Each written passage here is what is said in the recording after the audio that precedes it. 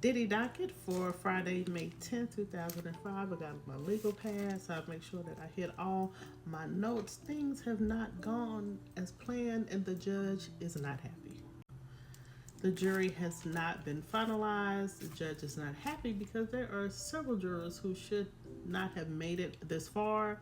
For instance, there's one juror that has an active lawsuit against the city of New York, which they failed to disclose in the interview or in the questionnaire. So, the plan is to start an hour early on Monday to finalize the jury and then begin opening statements. So, we'll see how that goes. Other highlights from the day: the defense counsel and prosecution went back and forth about the testimony of victim number one, who is believed to be his ex-girlfriend, Cassie Ventura.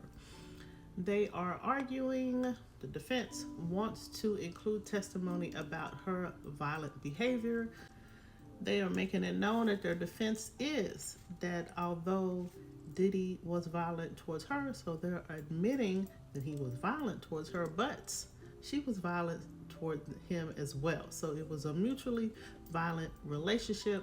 So that is one piece of their defense. The judge did not make a decision on whether or not they will be able to question her about her violent behavior.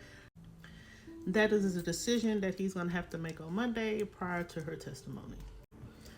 The prosecution has added another victim to the lawsuit, victim number 5, which the defense debated against but lost. The court has agreed to allow this victim to be included in the lawsuit and to provide testimony, but they cannot remain anonymous.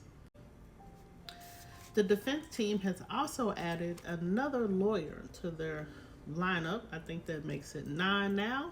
A female attorney, a black female attorney by the name of Nicole Westmoreland. Did a little research on her, and it seems that back in 2008 she actually sued Cash Money Records and the music studio for sexual assault. An incident that happened back in 2001 where she was invited to a party and she was assaulted at that party. So her assailant was arrested. He did plead guilty for that assault, served time, but then she filed a civil lawsuit against Cash Money Records and the studio, which she eventually lost. It is interesting that she has been added to his defense team, being a black female attorney who is the victim of sexual assault. I can see the pros and cons on both sides. For him, it's because she's a black attorney, so it looks good as far as optics to be on his defense team.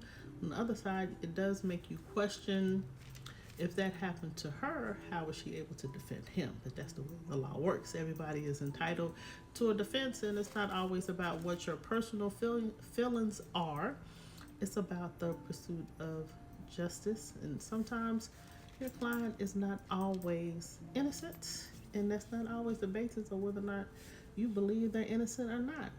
Your job is to defend them to the very best of your ability. So we'll see what happens on Monday. Hopefully they will get the jury finalized so they can start opening statements, but that is definitely cutting it close. Until next time.